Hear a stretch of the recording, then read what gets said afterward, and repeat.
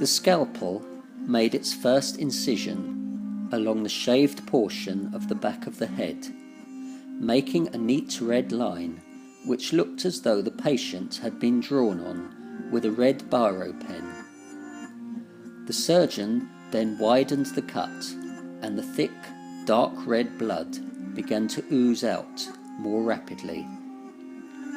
Pinning the skin open, the next stage involved what seemed like a miniature rotating saw, which the surgeon used to cut a small slit through the patient's skull. Small fragments of bone flew into the air, like the wood shavings that fly up when sawing up a piece of timber. After a minute or so of sawing, the surgeon was satisfied that the slit was wide enough to complete the operation. "Chip, please," the surgeon instructed one of the assistants, who then held open a small sterile plastic box containing a single silicon chip mounted in foam. The surgeon removed the chip with tweezers, which twinkled in the light, and then carefully inserted it into the slit in the female patient's skull, making sure that the single edge that was pink was facing inwards. The soft, rosy-coloured portion was a kind of membrane that bridged the gap between electronic and organic matter.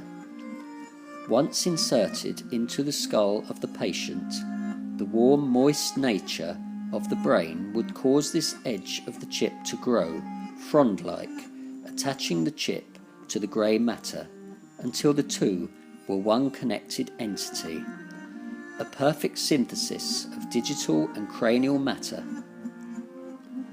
This new technology was simply a marvel, thought the surgeon, who viewed it as a thing of beauty, that the chips simply became part of the person, just as a transplanted organ does. "Filling, please," instructed the surgeon. Another sterile plastic box was opened by the assistant. Inside this one was a malleable strip of something which looked a bit like rubber.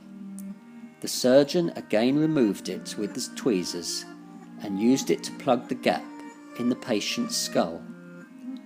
This was another marvel of technology, for the material would expand a little to fill the letterbox-like slit perfectly, and then it would solidify, just as a dental filling does. All that needed to be done now was to stitch together the skin. Within a few weeks, the patient's hair would grow back, and nobody would even know that she had been modified. As the doctor prepared to start stitching, the body began to twitch beneath the cover.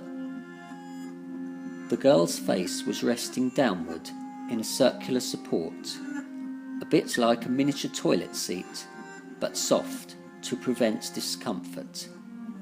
The anaesthetist registered a look of alarm above her surgical mask, but it was too late. Donna Redburn's vision began to clear. She could see the floor and the base of the surgical bed. Was this it? The operation that she'd been dreading all that time? She couldn't feel any pain, but surely this wasn't right. Her body convulsed, and the anaesthetist now had a syringe in her hand.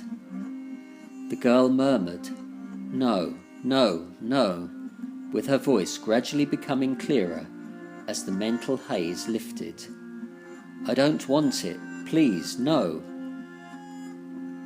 The anaesthetist grabbed the girl's arm forcefully, ready to insert the needle.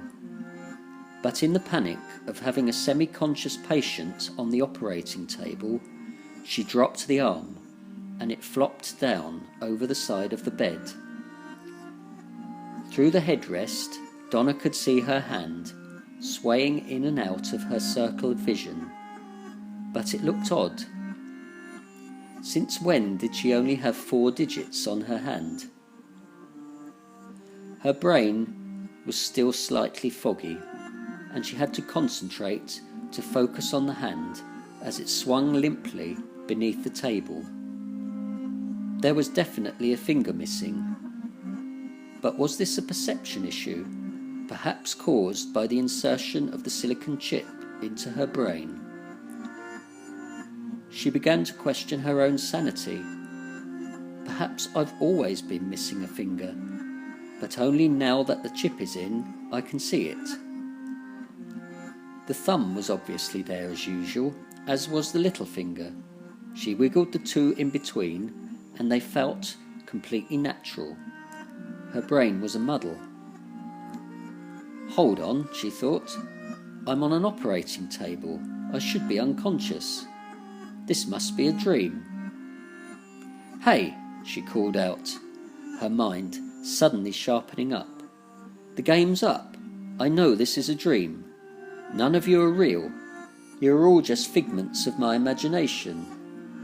I'll wake up in a moment and you'll all be gone.